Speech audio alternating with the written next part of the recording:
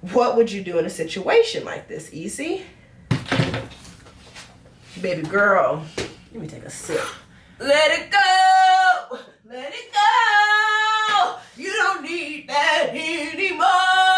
Working on my energy, cleaning up, I'm taking care of myself and me. Drinking coffee, take a sip, they say I'm sparkling. Manifest it, write it down, you know it's happening.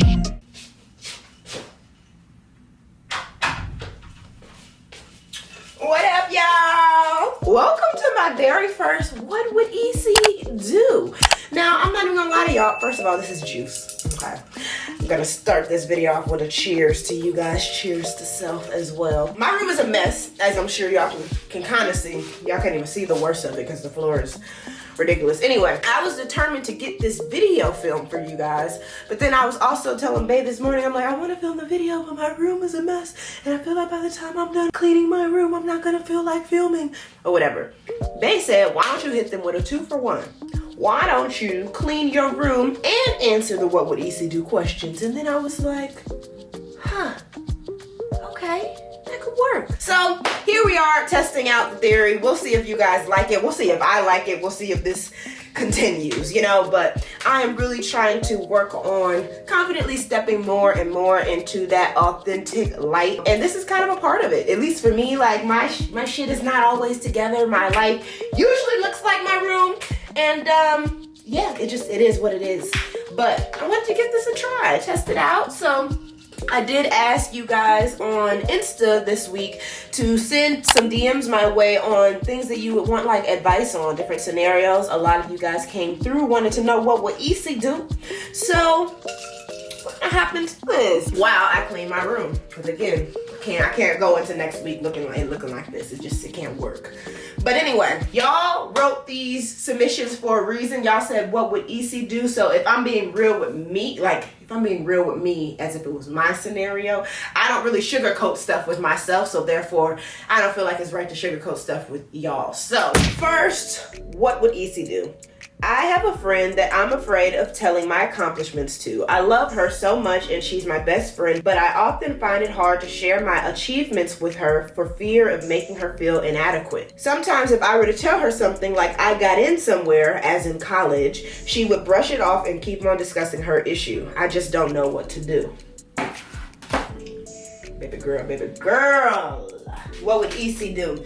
Well, first and foremost, I can't lie and act like I haven't been in a situation or had a friendship similar to that. There's a time where you'll allow certain things in your life, and then comes a time where you no longer will, where you kind of just either hit a breaking point, a boiling point, a boundary in the sand, like whatever that might be for you. For me, I don't feel like this is a friend I would personally keep around. I want my friendships to always be something that is reciprocated energy, something that is celebrated and empowering. To me, if you have friends that aren't and can't confidently celebrate your wins and be there for you and be supportive in that way, to me, I kind of just don't see the point of them. But if this is somebody that you want to like keep in your life, it might be worth having a conversation before just letting the friendship go. But I won't lie, 9 times out of 10, when somebody is like that,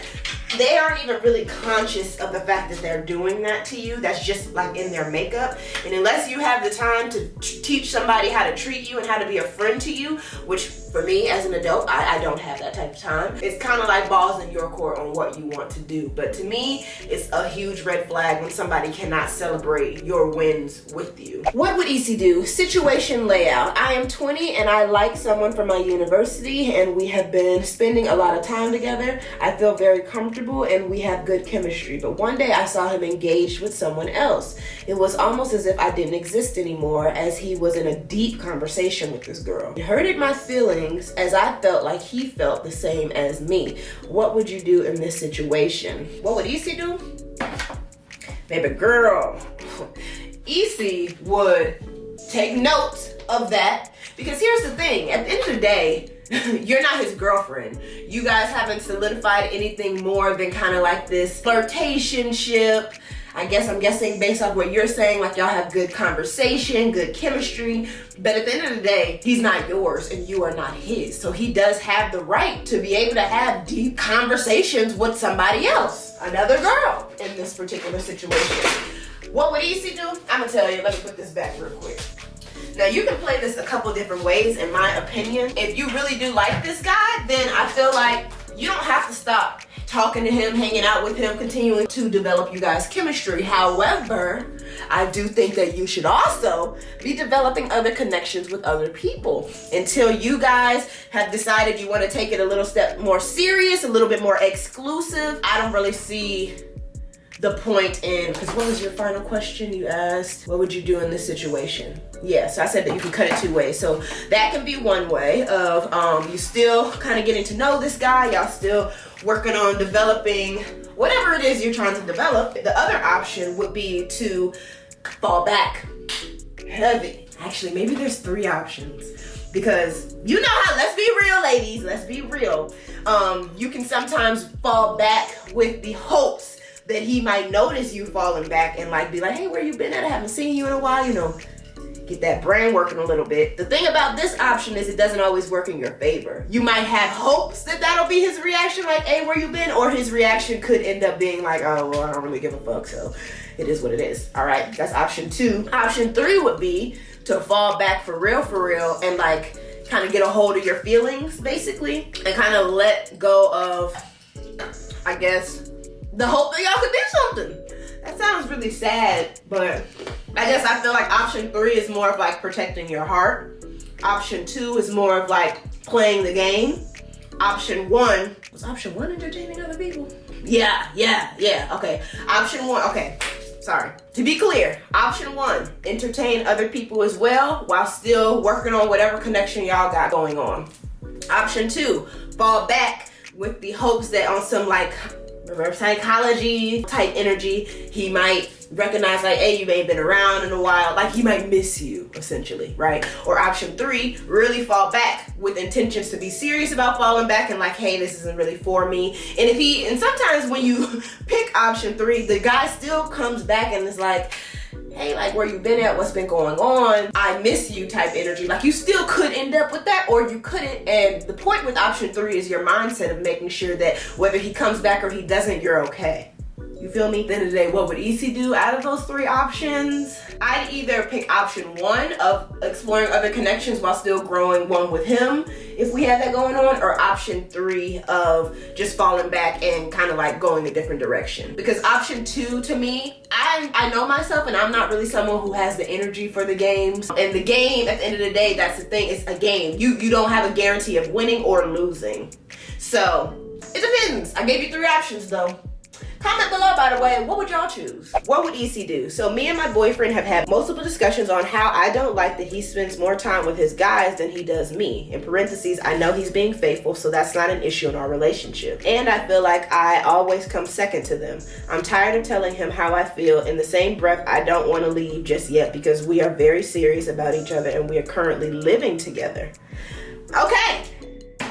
Ooh, that last one was a humdinger right there. Y'all live together. Okay. So for a situation like this, what would Isi do? I feel like this is another scenario where you can have a few options about how you want to go about handling things. One option could be that you start scheduling date nights with your boyfriend. Like, hey, Thursdays every week, that's our night. Can you like make sure that you are committed to that? Because if you're saying that you guys are serious, y'all are living together, you know, y'all are in this relationship together, on the same page, so to speak, having a date night scheduled, like intentional time scheduled with each other, shouldn't be a problem. Another option, or in addition to that, I'm not saying this is your situation, but what I have noticed is oftentimes when girls get in that mode of like, oh, he spends a lot of time with his boys and blah, blah, blah, it's giving clingy energy, sis. I don't know you personally, so I don't know if you're clingy for sure, but because this is also a boyfriend, I would kind of like might fall back a little bit. If you've already communicated, it makes you feel away, it hurts your feelings that y'all don't spend as much time together and you feel like you're second to them, like you're not prioritized in his life. To me, once you express something like that to another person, the ball is in their court to show you through their actions, not their words, through their actions, how they now feel about you. If that energy is reciprocated, it will be showed. Or if your sentiments were acknowledged, his actions would then change, you know? So if you have already had the conversation, then I feel like you need to start looking at the actions more than anything, because if you're saying you're in a serious relationship and you guys, I'm sure, are starting to create plans in the future together, I just feel like stuff like that is important to note. I think you gotta just be mindful of the type of partner you have. Really, really pay attention to what those actions are when you're expressing different concerns that you're feeling based off what they're doing or not doing. Oh, something else. Also, pay attention and ask yourself, who are his friends?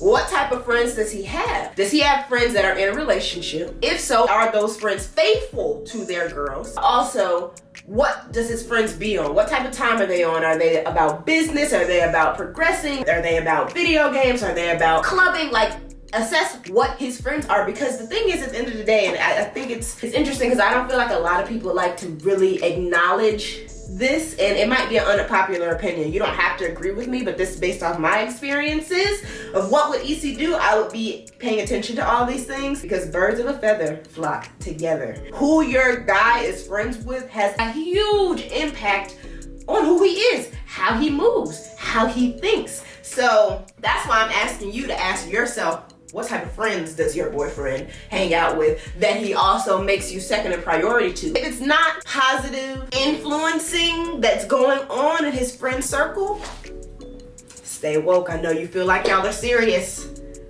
but stay woke, because his actions are showing that the friends matter more. Oh, and then the last thing I wanted to mention too about this, do you have something going on with your life? Your personal life. I think oftentimes when women kind of feel like, oh, he spends a lot of times with his friends and stuff, when he's doing that, I guess ask yourself, what are you doing? Are you hanging out with girlfriends? Are you investing in yourself? Are you trying to learn a new hobby? Like, what are you doing? Because at the end of the day, the most important thing to me, especially as a woman, is to maintain your individuality. Your relationship should not be your identity. And I think oftentimes men kind of do well with that, actually. Like, their relationships are not their identity. It's an aspect of their life. And I think that's a healthy way to handle and manage relationships. Because this situation, to me, I would analyze it in a lot of different ways about self. What am I doing with my time when he's out and about and stuff like that? Am I being a little too thirsty or whatever, you know? Then also, who are my significant other's friends? How do they move? How do they act? And then again, another one is this significant other. Is this somebody that I can see myself with long term? Do they pay attention to me? Are they attentive to how I feel? Do they care? Do their actions show? You gotta ask yourself these questions, okay? What would Isi do? I'm closing off my freshman year and it's really hard for me to find motivation to continue. It's not that I'm doing terrible in school. I have a 3.93 GPA. Okay, sis.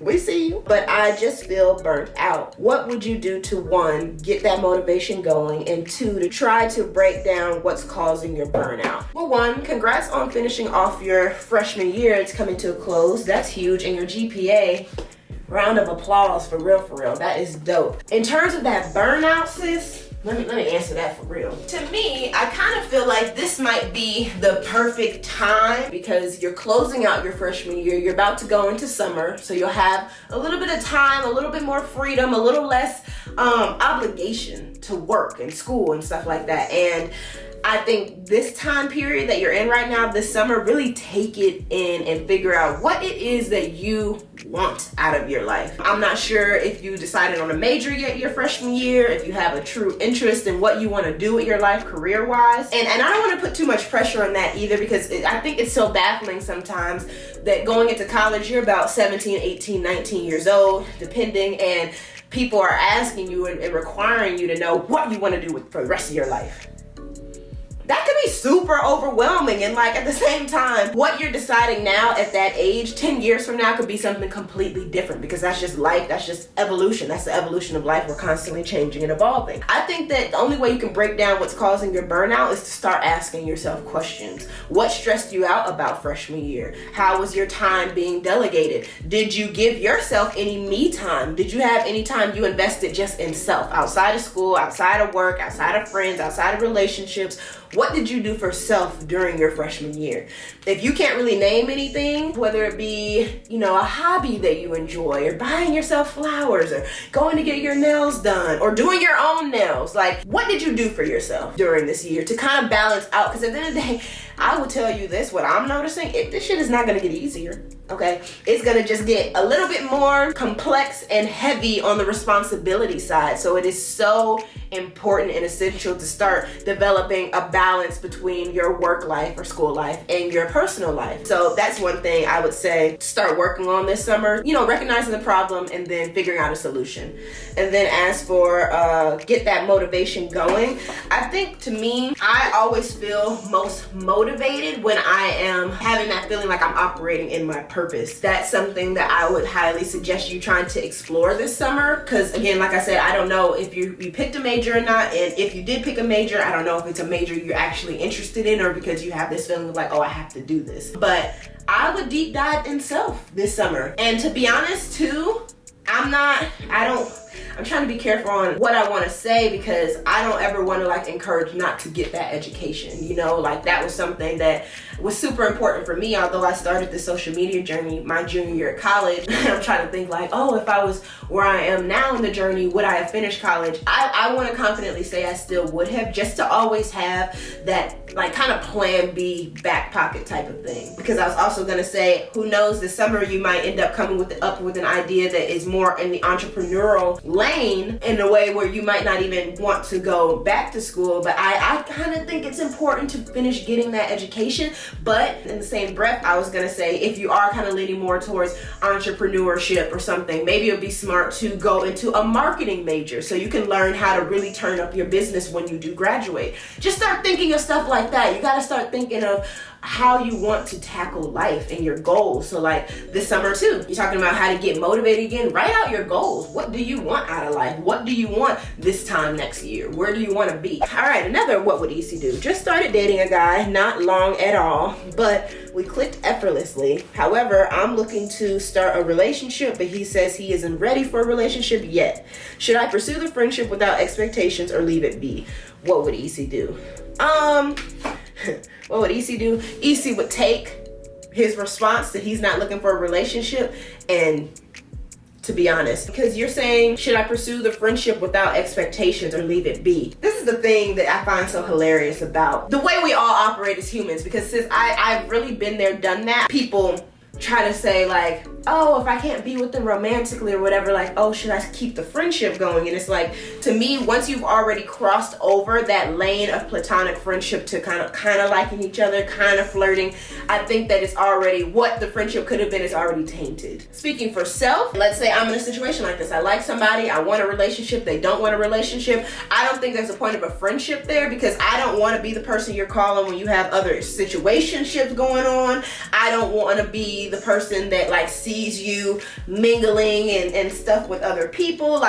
To me, there's no friendship. I just don't feel like it's a friendship. At least for me, I don't feel like I could be a friend to someone I liked, a true, legitimate friend, genuine friendship, because that means they find somebody special for them. I'm supposed to be happy for them. But if I liked you and I wanted that with you, realistically, I can't do that. That's why it's all about knowing thyself. So again, I know this is a whole what would Isi do type of thing. Isi would do this because I know thyself. I know that emotionally I could not take the games and the roller coaster of staying friends with someone that I had feelings for, that I wanted more with, and they can't give me that. When I chuck up the deuce, I don't think that means you have to be mean and do a hard cutoff, but you know how to start creating boundaries for yourself as well as for them. So I think you should leave it be. If somebody to me doesn't see your worth off rip or isn't ready for you, that's your answer. I think a lot of us females oftentimes tend to complicate situations like this Because we think so emotionally and we think really deep and we think, oh, maybe he's not ready for a relationship because he's going through X, Y, and Z at home and he went through this childhood trauma. And it's important, it is important to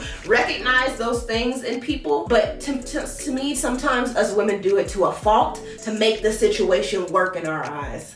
And sometimes that can be dangerous and toxic for us and our self-esteem and our confidence and our self-worth. So it's on you, but I done told you what Isi would do.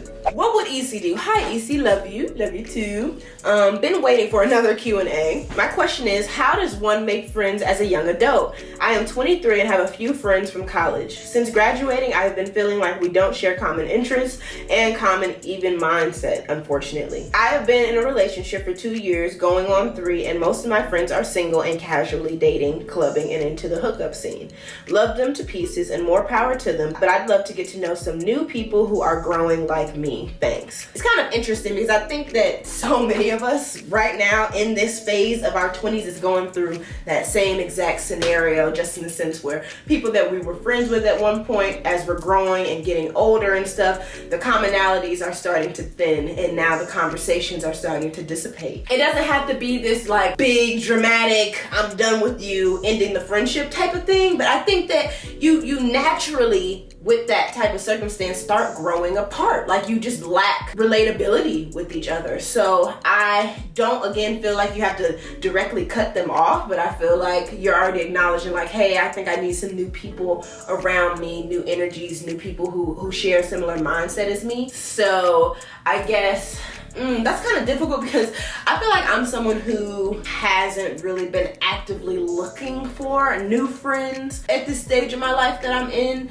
It's more so like if something comes about that feels very natural and genuine and, reciprocated, then I'll entertain it. I'll see what it's about. But I also am no longer in a place where I want to like force friendships or try to make things work and stuff like that. I'm pretty happy, secure, and set on what my core circle is now. Because also, I think, excuse me. I think that sometimes a lot of people can be like friend hungry, and that's not a bad thing. But you're asking like, what would Isi do? I've never really been somebody who's been like wanting large like amounts of friends and 10 to 15 people, because I'm someone who I really like connecting with people on a very deep mental, emotional, maybe even spiritual, depending like level. Because of that, I know that I can't really juggle that many deep relationships like that, because that can be like exhausting as well. I feel like I'm kind of jumping around the ultimate question of like finding new people, new friends. I think that if you are interested in trying something new, or you have a certain hobby, like let me just throw out there, let's say you like crocheting, why don't you take up a crochet class? And then you never know who else is taking that class. There might be people in there that you might click and relate to more. I think just as long as you, during this phase, start diving more into self, that's how you can start eventually winging out and deciphering what type of friends you want moving forward. I think that's why I find difficulty oftentimes with answering people's question about like, how do you make new friends? Because sometimes, to be honest, and I've never put it in this way, but if anything, if that's a question you're asking yourself, I think it more so needs to be, how do I become better friends with myself? I don't think a lot of us are friends with ourselves. I will say, I think as I'm getting older, and I don't even know if I would say losing friendships or letting go of friendships, whatever you want to refer to it as, it's causing me to have to do a little bit more deep diving into self on what I want, what my expectations are, what my boundaries will be, what my standard of friendship will be for others, or just people around me. Like, what is that standard? And if somebody falls under it, then you're not for me. If somebody reaches it, then great. Like, let's see where this can lead to friendship wise. But I think that it's so important to first, as you're doing that transition of trying to find new people, to me, once you close old doors, I always have realized God opens a new one. I think that the new door that you might need to show a little bit more attention to is your door of self, your relationship with self. I mentioned the crochet hobby, but if you don't even have a hobby at all, this might be your sign to start doing that, like investing in yourself, figuring out what do you like, and then going from there. And that way you can kind of cipher through the BS more easy. The people that are going to be a waste of time and the people that aren't. The people who are going to be engines, people who are going to be anchors. Oh, and two, because we do live in the social media age of things, there's always social media, okay? I know there's a lot of friendships that have developed just from Beauty Gang alone, like especially our Discord, which I'll link in the comment section if none of you guys knew about Beauty Gang on Discord. But there's ways to find like-minded people like self in a lot of different support groups, Facebook groups, Discord groups. You can find a lot online. That's another thing you can kind of entertain a little bit too if you are really like adamant about, I really want to find friends. But I do hope you are going to take a little bit of my advice too on start developing a friendship with yourself. What would EC do? First of all, love you too. How would I go about letting a guy know that I'm interested without looking desperate? We're really cool acquaintances, but we haven't gotten to that level of friendship / closeness. I don't know how to approach him and let him know I'm interested if we haven't even reached that friendship stage yet. What would EC do? EC would always keep it real cute. Sometimes I find it so disappointing when women show their hands so fast to these men out here, y'all. Like, the desperation kind of reeks. Like, the thirstiness, I mean, maybe, yeah, let's not say desperation, but the thirstiness reeks, and they don't understand. And I'm not saying it from a judgmental standpoint. I'm more so saying it from like a kind of protective standpoint of when you act that thirsty for men, you show your hand right away, and they know how to treat you. They treat you a certain way because of it. Honestly, I've seen it happen so many times. It's happened to me. It's happened to me. So what would EC do? EC would continue to keep it cute, keep it cool. I think that you're saying like a friendship hasn't even really started. My thing is, when I think about how I start friendships with people, or how I even started a friendship, like a platonic one with my now fiance, it just came from a place of asking questions about the person, getting to know. Because I think sometimes people so quickly are like, oh, I have a crush on this person, I like this person, and you really don't know much about that person beyond their external. Do you like them?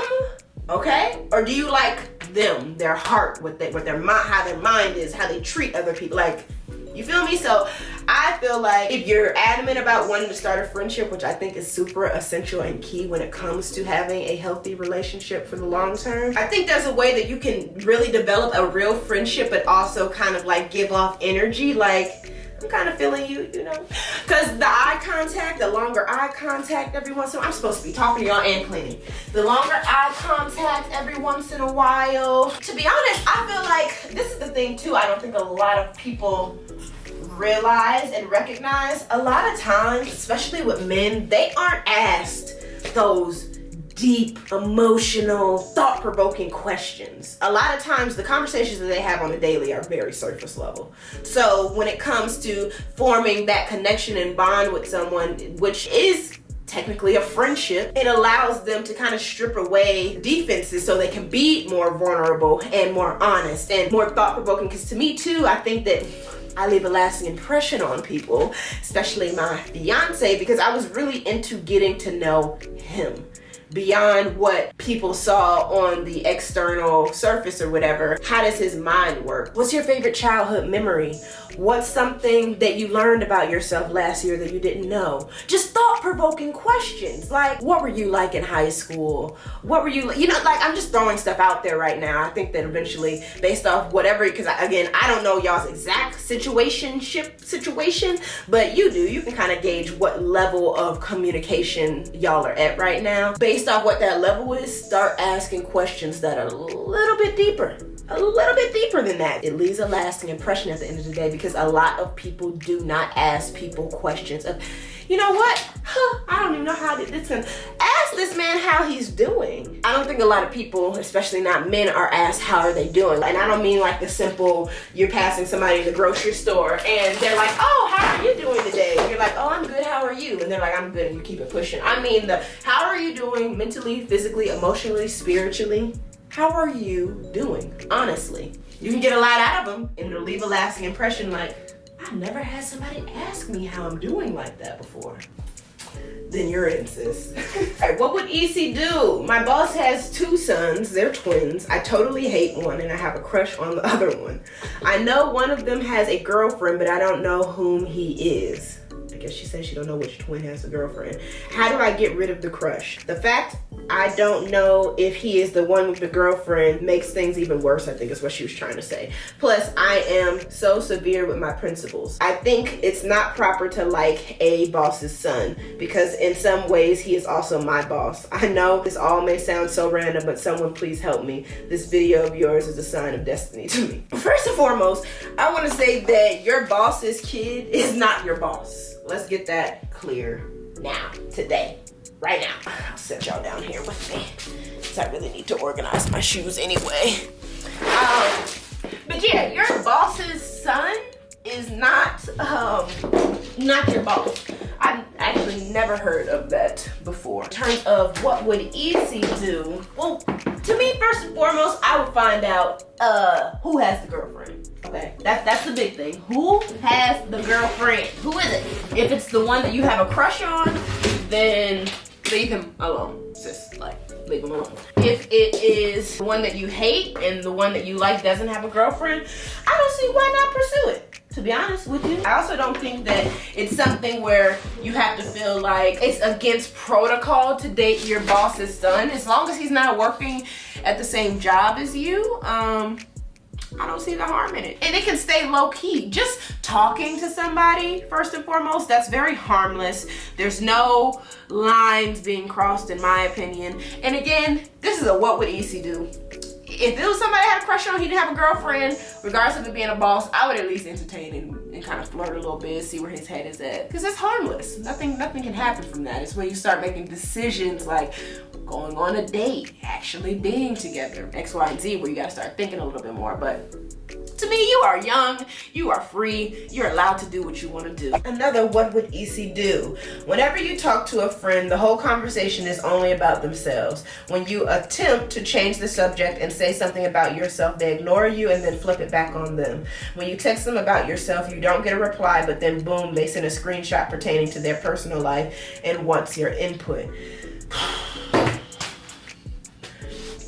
Got no time for it. I have had to recently let go of a friendship because of that. And I've had a couple of different people in my life that have done that and they're no longer in my life. So that in simple form should tell you what would Isi do. Something that I noticed about myself that is one of my biggest pet peeves and something that really stands out for me and determines can this person remain in my life or can they not? If my bad, I'm out of screen. If the energy is not reciprocated, I don't see the point of the relationship. You're not someone's own personal therapist or emotional dumpster, you know? When it gets to a situation like that where, first of all, what am I trying to put up here?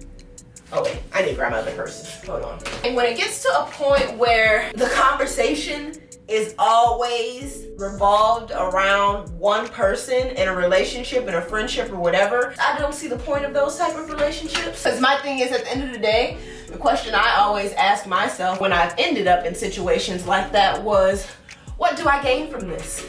What do they give me? What do they offer me? I don't allow any relationships in my life that don't benefit me in some way. By benefit, I mean if they don't mentally, emotionally, physically, spiritually, or financially benefit me in some way, what are we doing here? Because for me, I know the type of person I am, the type of relationships that I commit myself to, you're always gonna gain something for me being in your life. And that's not a cocky statement. I feel like some people might view it as that. To me, that's just confidence in knowing what you bring to the table. I think a lot of us allow bullshit longer on our table because we don't know our worth. That's why I don't allow people like that in my life, or once I start recognizing that and being more aware of that and cognizant, I'm like, okay, yeah, this isn't for me. I oftentimes pose the question when it comes to relationships when somebody's asking me like, should I stay with this person and blah, blah, blah. I always ask, is this as good as love can get for you? Do you feel like this is good as love is, you know? I think the same question can be posed when it comes to friendships and stuff in your life. Is this friendship as good as friendship can get for you? If you think yes, okay. If it pings no and you know in your gut and your heart, yeah, this can't be, this isn't what I want out of a friendship, that's your answer. And what that answer is what Isi would do. I've grown really close to one of my childhood friends of late, and she started referring to me as her best friend, which at first shocked me, but I didn't say anything and just made myself get accustomed to it, though I feel weird saying she's my best friend, in parentheses. She changed how she treats me in terms of she's very touchy, in parentheses, her love language is physical touch, which is a bit uncomfortable for me because I don't like touch that much, and I've expressed that, but she continues. We've also had situations where when I miss one of her calls, she starts saying that I have my type of people and she isn't those people, and she thinks I don't want to spend time with her, which, by the way, I do spend time with her. In parentheses, I have many friends and I care about all of them. She recently gave me an ultimatum after I expressed that I'd like her to scale back a bit on the affection, because for me it's overwhelming and I don't want to have to fake liking it or being comfortable with it, even reciprocating it, because for me I show affection very differently and it works with all of my other friends. Anyways, the ultimatum is really blowing me. It's an ultimatum. The ultimatum was, if she scales down on the affection, she will never refer to me as her best friend, which is like okay, because I really value her as a friend and I still enjoy her presence in my life, you know? The other option is we remain the way we are, but for me it's draining, especially with university work and all, and me trying to achieve goals to set me up for my future. I don't have the capacity to handle a friendship that is so demanding because I can't meet every week and I can't commit to a phone call that is so long every single week. In addition, my free time / me time is often confused with time for phone calls and all that, which honestly I can't handle. What would you do in a situation like this, Isi? Baby girl, let me take a sip. Let it go! Let it go! You don't need that anymore! Isi would not be in any type of friendship that is giving an ultimatum. Even some of the things that you were saying in your story, I've dealt with before and kind of resonate with, of having certain people feel like your world is supposed to revolve around their world. Some people really feel that level of entitlement in your life and with your time, and to me it's just toxic as hell, especially with being adults. Like, who the freak has time for that? Like, for real. And the fact that she has a problem with you having other friends and she's super touchy and you don't really care for this touchiness, but she continues to do it anyway. I guess to me, I'm just wondering, what do you, and I'm not saying this in a sarcastic way or to be funny, I really want to ask, what do you get out of this friendship? What do you like about this friendship? What does this friendship give you? What do you receive from it? Like I just kind of said in the previous answer, like if it doesn't benefit me, how does this friendship benefit you? When you ask yourself those questions and based off what the answers are, I feel like that should kind of give you clarity on what you should do. All right, we're only gonna do about one or two more because, you know, I've done a decent amount and I want to see how you guys are feeling about this type of video. And if y'all like it, I'll keep them coming back, you know? All right, what would Isi do? I am having the hardest time and finals are close. My boyfriend and I's energy has been off for 3 weeks and we have been arguing about communication for about a week because he was talking to his friends even on days when we hang out. P.S. we are college students, we don't live together.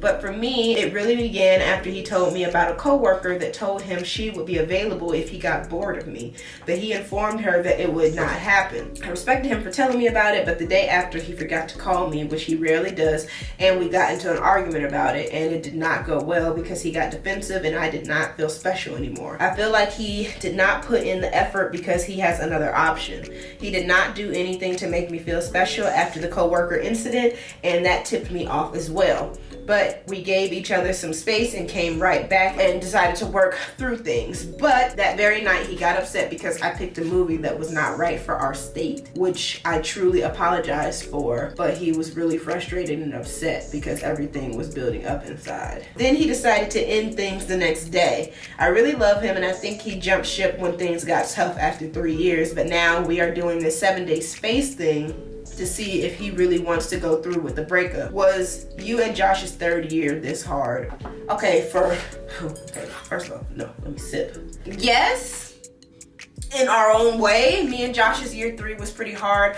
If none of you guys knew, by the way, me and Josh have broken down each year of our relationship on our couples channel, Josh and Isi. Year 1, 2, 3, 4, 5, 6. People are actually waiting for us to do our year 7 video. So if you have not seen any of those, definitely go ahead and check them out. I'll leave the link in the description box below for those videos if any of you guys are interested, because the first about 3-4 years of our relationship was hard, okay, hard. It wasn't in the sense of like this co-worker flirting, because I'm trying to process everything you just shared. That's kind of a hard one. Like, he told you that the co-worker tried him, right? So it's kind of like, oh, he didn't have to do that. That's cool that he did that. But then the energy after that, it's hard because you were saying he didn't really make you feel special after he told you that.